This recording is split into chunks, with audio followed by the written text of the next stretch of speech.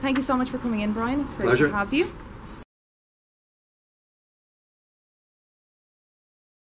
The first question is, what do you do when you visit a school? I usually do one of two talks. I have one talk about the life of a professional writer, just to keep it fresh for myself. I have a separate talk about how a book is put together. The talk I give more frequently is how a book is put together, because a lot of kids are really interested in the sort of the nuts and bolts of how a writer puts a story together. So I give a talk, I tell them how I go about doing the research, how I think up the characters.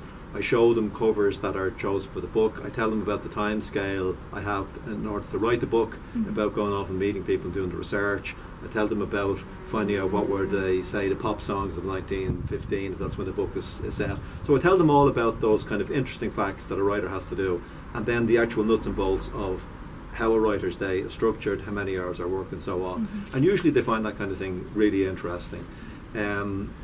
So after I've given the talk, we usually do a reading. So I'd normally pick a scene from one of the books, usually an action scene, because you want to grab their attention and hold on to them. So I do an action scene reading, and then we do questions and answers. And that's always great fun, because you never know what they're going to ask you.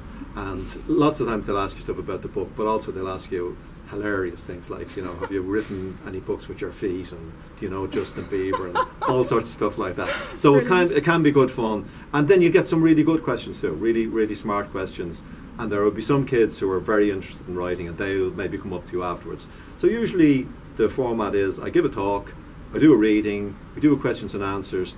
Usually they want to have photographs taken, we take photographs, and if the school have been doing a project maybe on the book, they might want me to sign copies of the books, or individual kids who read other books will come up and want to talk to you and get their book signed. So the whole thing normally takes maybe about 40 minutes, 45 minutes, and that's the gist of it. So how many schools did you visit last year? Oh my God. A lot of quick maths in there. I don't know how many schools, but a lot of schools, because of the book. Two things happened last year. I did a 1916 project on my book Friend or Foe, and Fingal got me to go to over 30 schools in the course of a month. Wow. So I met over 3,000 children in the month of November last year. So that was a huge project, and they made a documentary about it, and the kids did a project afterwards based on the book. So that was very exciting. And because A Friend or Foe was about 1916 and was set in 1915, over the course of this year I've visited dozens and dozens of schools and libraries, and will be continuing to do so for the rest of the year. So it's been a very active and enjoyable, if slightly exhausting, year. Arrivals was an enjoyable book to write. Well, they're all enjoyable to write in their own ways, but Arrivals was a little different in that it's the first book I've done that wasn't primarily set in Ireland. And it came about as a result of meeting a group of Canadians who had come to Ireland for the gathering several years ago, and there was a project called Canada Come Home. So this group of people, their ancestors had all left Wicklow, hundreds of them had left Wicklow, and now they came back to Wicklow, and I met them at an event down there, and they were all saying, oh, you should write a book about Irish people in Canada. And usually when people give you an idea, it's usually an idea you can't use. Yeah. It's very unlikely that their great idea is going to be something you're going to want to spend a year of your life working on. Yeah. But in this case, I thought, actually, that is a really good idea. I'd love to do something about it, maybe an Irish family who had emigrated to Canada. So I wanted to do two things. I wanted to do something a little bit different from the books I'd already written, which are basically historical fiction, but I also didn't want to alienate the audience that I'd built up. So I thought, well, is there a way of killing two birds with the one stone? And I thought, yeah, there is. So we'll have an Irish family who emigrate to Canada in the 1920s and the adventures their kid has. And also I would ground the story in the present day, where a girl is flying back with her dad to Canada to unravel a mystery that took place 90 years previously.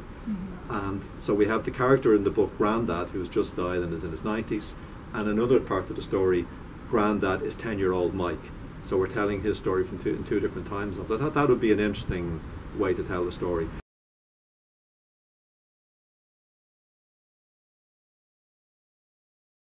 Arrivals is set in 1920s Canada, as you said. What sort of research did you do for that? How long does it take? And was it all done online? Well, to answer your last question first, it certainly was not all done online. I actually went to Canada to do my research.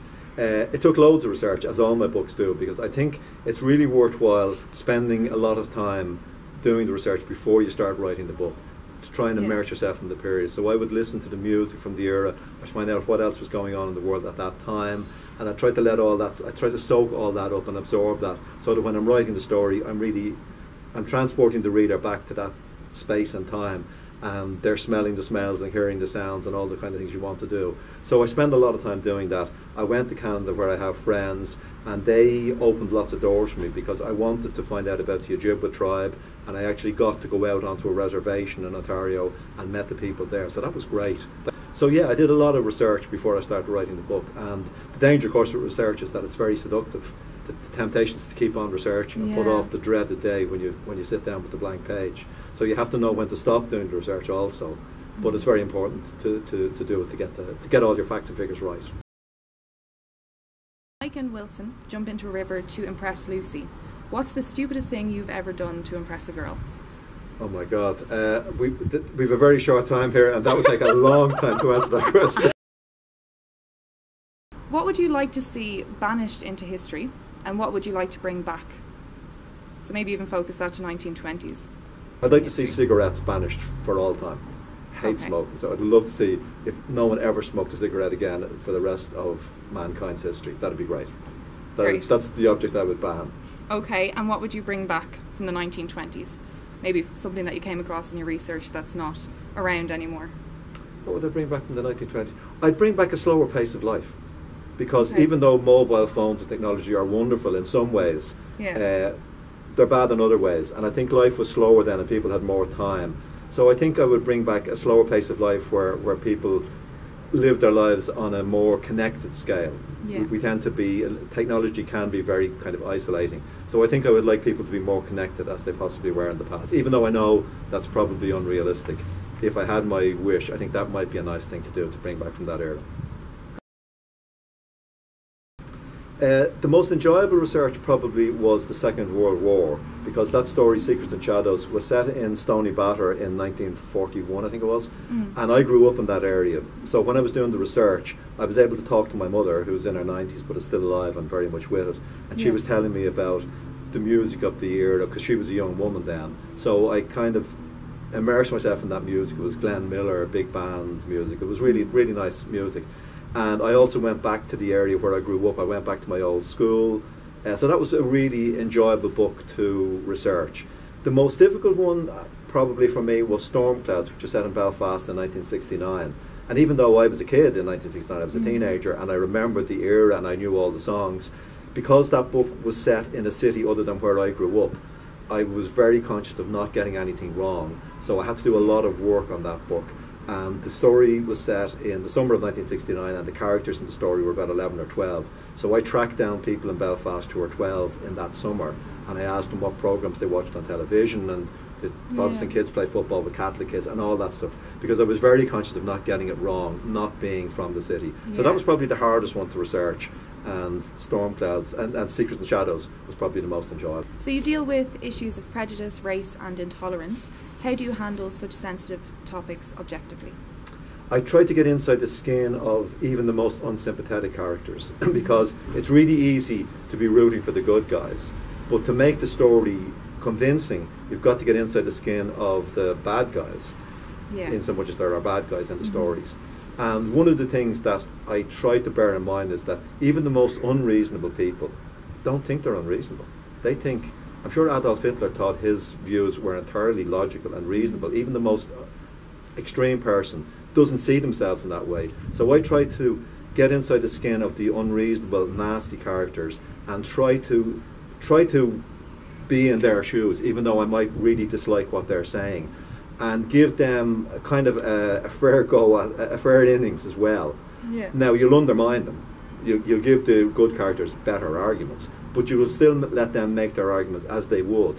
So it's to try to bear in mind that even the most unreasonable person doesn't see themselves that way. So what's the biggest adventure you've ever embarked upon? Have you ever been out in the wilderness having to catch your own food? I've been out in the wilderness. I haven't had to catch my own food, and I have had some good adventure. I spent a bit of time in Africa when I was younger, and across the Sahara. That was probably the biggest adventure I had. The most wilderness moment I had was I tried to hitchhike once from Nairobi to Mombasa, which is about 400 kilometres. and without going into all the ins and outs of it, I left one of the guys who was giving me a lift. There was a bit of a drama there. We won't go into all that, but he left me in the wilds of the bush, and dusk was beginning to fall. So that was a kind of a scary moment. And I remember I had a big long stick, a sharpened stick, just in case animals or anything came to attach. And I had a little knife. I was trying to tie my knife onto the stick to make a kind of a spear for myself. And as it happened, another car came along, and I got a ride into Nairobi, and all was well. But I did have a few adventures in Africa. Yeah. That sounds terrifying, but you seem to have survived it very well. So tell us about your writing schedule. My writing schedule is very straightforward. I approach writing as a regular job. So I have an office in my house. I sit down at my desk at 9 o'clock each morning. I work until lunchtime. I take a break for lunch from 1 to 2. I have my lunch and read my book. And then I sit down at my desk again at 2 o'clock, and I work till about 5:30 or 6. Now, I'm not chained to the desk. I might walk around the block for 5 minutes, or I might, go up to the dry cleaners or something like that. But more or less, I'm working from 9 in the morning till 5:30 in the evening, like a regular job. And I don't wait until I'm inspired. People say, do you write when you're inspired? And I always say, like, if I did that, I'd work for about 2 weeks a year. You write every day, and hopefully you become inspired in the process of writing. You don't wait for that. You start writing, and hopefully then you get in the groove as the day goes on. So I usually do one scene every day in my book, maybe 2 scenes if they're very short scenes. Towards the end of the book, when the pace is picking up, the scenes are usually shorter. But generally I plot it out, and I try to get one scene written every day. And if I don't get that done, I would really I'm kind of puritanical with the work ethic. I really want to get that done. And it doesn't matter if it feels good or feels bad. If it feels bad, I can go back and clean it up later on. But I try to get a scene written every day. That's very important. Thank you so much for coming in, Brian. It was Pleasure. lovely to speak to you.